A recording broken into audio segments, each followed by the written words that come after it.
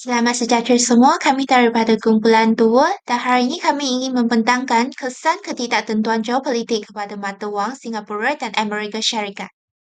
Ahli kumpulan kami terdiri daripada Leong Chia Lee, Tan I Ling, Chan Zhe Qing, Lim Chi Kang dan Yi Weini. Untuk lokasi, Singapura merupakan pusat kewangan, perdagangan dan juga pariwisata terkemuka di Rantau Asia Tenggara. Manakala untuk Amerika Syarikat merupakan perdagangan antarabangsa, teknologi dan juga industri kreatif. Untuk jenis negara, kedua-dua negara Singapura dan Amerika Syarikat merupakan negara maju kerana mereka mempunyai pendapatan per kapita dan indeks pembangunan manusia yang tinggi. Amerika Syarikat juga ialah salah satu kekuatan ekonomi utama di dunia. Untuk populasi, Singapura mempunyai 5.92 juta pada Jun 2023. Untuk Amerika Syarikat mempunyai 3.40 juta pada tahun 2024. Jadi, saya akan sambung lagi dengan latar belakang ekonomi. Walaupun pasaran domestik Singapura kecil dan kekurangan sumber semula jadi, selepas kemerdekaan, Singapura berkembang pesat dari negara berpendapatan rendah menjadi negara berpendapatan tinggi. Bagi Amerika Syarikat pula, ia mengamalkan ekonomi campuran yang menunjukkan ciri-ciri kapitalisme dan sosialisme. Campur tangan kerajaan memberi kesan kepada ekonomi global. Dari segi latar belakang politik, Singapura mempunyai parti tindakan rakyat dan juga parlimen yang mengandungi Dewan Rakyat dan Dewan Negara. Manakala, Amerika Syarikat menjadi sebuah negara republik persekutuan yang terdiri daripada 3 cabang kerajaan yang berbeza, yaitu eksekutif, legislatif, dan kehakiman. Dari segi kadar keluaran dalam negara kasar, pada tahun 2023, pertumbuhan KTNK Singapura meningkat sebanyak 2.8% berbanding tahun sebelumnya, di mana sektor perkhidmatan telah mendominasikan ekonomi dengan menyumbang 72% kepada KTNK. Manakala pada masa yang sama, ekonomi Amerika Syarikat telah berkembang sebanyak 4.9% secara tahunan dan telah menandakan pertumbuhan ekonomi terkuat sejak suku keempat tahun 2021. Wabak COVID-19 telah menyebabkan peningkatan kadar pengangguran, kemelesetan ekonomi, dan beban kewangan. Faktor utama yang menyebabkan hal ini berlaku ialah pelaksanaan kawalan pergerakan dan penutupan perniagaan semasa lockdown. Seterusnya adalah analisis terhadap status mata wang. Jadual ini menunjukkan pertukaran purata mata wang Singapura dan Amerika Syarikat terhadap ringgit Malaysia dari tahun 2018 hingga tahun 2023. Secara keseluruhan, jumlah pertukaran purata mata wang Amerika Syarikat iaitu 4.26 adalah lebih besar berbanding Singapura iaitu 3.13. Hal ini demikian kerana kadar inflasi di Amerika Syarikat lebih rendah daripada Singapura. Maka Amerika Syarikat mempunyai nilai mata wang yang lebih tinggi kerana kuasa beli mereka meningkat. Daripada jadual, pertukaran purata mata wang Amerika Syarikat mengalami perubahan tidak konsisten secara jatuh, naik dan naik lagi. Keadaan yang tidak stabil ini adalah berpunca daripada isu global, iaitu ketika pandemik COVID-19 melanda dunia pada tahun 2020, mata wang Amerika Syarikat telah mengalami penurunan yang mendadak. Sebaliknya, ketika vaksin COVID-19 mula diedarkan pada awal tahun 2021, mata wang Amerika Syarikat telah meningkat semula kerana ekonomi Amerika Syarikat pulih dengan lebih cepat. Ditapati juga pertukaran purata mata wang Singapura mencatatkan pola peningkatan secara berterusan. Peningkatan ini adalah disebabkan oleh peningkatan permintaan global terhadap mata wang Singapura hasil daripada prestasi ekonomi Singapura yang kukuh. Merujuk kepada graf garis ini, kadar pertukaran purata mata wang Singapura dan Amerika Syarikat menunjukkan trend kenaikan dari tahun 2018 hingga tahun 2023, yang bermaksud kedua-dua mata wang ini mengalami penghargaan berbanding dengan mata wang negara lain. Kenaikan ini menunjukkan kedua-dua ekonomi Singapura dan Amerika Syarikat mengalami pertumbuhan dan kekuatan dalam tempoh 5 tahun ini. Bukan itu sahaja, ini bermakna bahawa mata wang Singapura semakin kukuh berbanding dengan Amerika Syarikat dalam tempoh ini. Walau bagaimanapun, kadar pertukaran purata mata wang Amerika Syarikat adalah lebih tinggi daripada Singapura pada setiap tahun, yang menggambarkan bahawa mata wang Amerika Syarikat lebih bernilai daripada Singapura. Hal ini disebabkan oleh faktor-faktor seperti saiz ekonomi Amerika Syarikat yang lebih besar dan penggunaan mata wang Amerika Syarikat sebagai mata wang rizab global. Sekarang saya sambungkan dengan impak terhadap kestabilan mata wang. Isu pandemik jangkitan virus iaitu COVID-19 yang masih belum reda sepenuhnya adalah pengaruh negatif paling besar kepada pasaran wang negara. mata wang Singapura dengan menggugurkan kedudukannya. Bank Negara Singapura mengamalkan dasar kewangan yang berhemah dan berhati-hati di mana kadar pertukaran mata wang Singapura diuruskan berdasarkan keseimbangan perdagangan dan inflasi. Sebaliknya, mata wang Amerika Syarikat telah mengalami penurunan nilai kerana kegawatan kesihatan di Amerika Syarikat yang menyebabkan ketidakstabilan dan ketidakpastian dalam pasaran.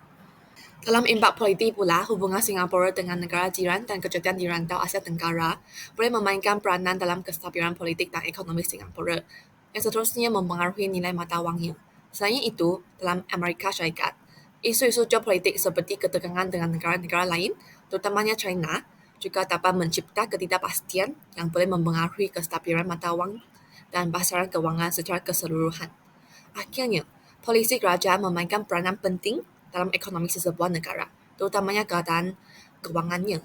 Dalam Singapura, kestabilan mata wang Singapura telah diuruskan oleh Pusat Bank MAS. Dalam Amerika Syarikat, Bank Pusat Amerika Syarikat FED mempunyai kuasa besar dalam menguruskan kadar faedah dan bekalan wang. Secara ringkasnya, polisi kerajaan yang tetap dan telus memberi impak kepada kestabilan mata wang negara jika nyonya tidak bertukar-tukar tanpa polisi yang jelas. Seterusnya adalah cabaran terhadap cadangan menjalankan pelaburan. Antaranya cabaran risiko pelaburan yang sentiasa dihadapi dan ditanggung oleh setiap pelabur iaitu risiko inflasi, risiko pasaran, risiko kuasa membeli, risiko kadar faedah, risiko kredit, risiko kecairan, reinvestment risk, concentration risk, risiko persekitaran dan risiko pelaburan asing. Risiko inflasi adalah risiko yang mempertimbangkan potensi pulangan yang bakal diperolehi dan memastikan potensi pulangan melebihi kadar inflasi untuk memaksimumkan keuntungan terutamanya pada zaman selepas COVID-19 melanda dunia pada tahun 2020. Mata wang Amerika Syarikat dan mata wang Singapura mengalami ketidakstabilan dan berlakunya inflasi. Salah satu risiko bawah risiko pasaran adalah risiko mata wang. Oleh kerana pandemik COVID-19 yang menular di seluruh dunia dan berlakunya ketidakstabilan ekonomi dan politik kerana aktiviti ekonomi terbantuk semasa pandemik COVID-19. Setiap pelabur hendaklah mempertimbangkan risiko pasaran yang melibatkan pelaburan dalam mata wang berbeza di luar negara. Di samping itu, risiko kuasa membeli merujuk kepada pengurangan kuasa membeli akibat daripada perubahan harga seperti inflasi dan deflasi yang tidak dapat dijangka, terutamanya inflasi yang berlaku selepas pandemik COVID-19 dan pengurangan kuasa membeli kerana kadar pengangguran semasa pandemik COVID-19 adalah agak tinggi. Orang ramai tiada wang lebihan untuk membeli barangan dan mengurangkan kehendak untuk membeli. Dengan ini, terdapat beberapa cadangan keberkesanan pelaburan diberikan iaitu pelabur boleh mempelbagaikan pelaburan dengan tidak menumpukan kepada satu instrumen pelaburan sahaja dengan semata-matanya. Hal ini kerana setiap instrumen pelaburan mempunyai risiko kerugian yang tersendiri. Pelabur boleh mempelbagaikan pelaburan dengan melaburkan dana kepada beberapa instrumen pelaburan untuk meminimumkan risiko pelaburan.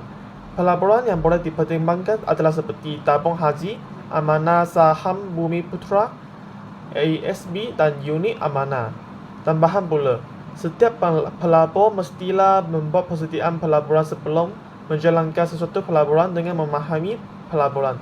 Pelabur akan mengetahui tahap kerugian dan keuntungan dalam sesuatu pelaburan, potensi risiko, ulangan faedah dan dividen bagi mengelakkan pelaburan membawa kepada kerugian.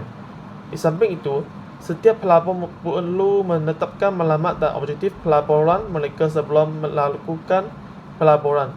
Dengan adanya matlamat pelaburan yang jelas, pelabur boleh membuat keputusan dan memilih instrumen pelaburan yang sesuai untuk mereka. Antaranya matlamat dan objektif pelaburan adalah seperti simpanan persaraan, pengurusan hutan dan pendidikan anak-anak. Sehubungan dengan itu, setiap pelabur mestilah membuat penilaian risiko sebelum pelaburan. Hal ini kerana setiap pelaburan berisiko untuk mengalami kerugian.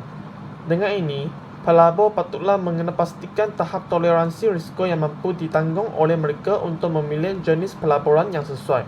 Akhirnya, pelabur disaran untuk menentukan jangka masa pelaburan sebelum melakukan pelaburan.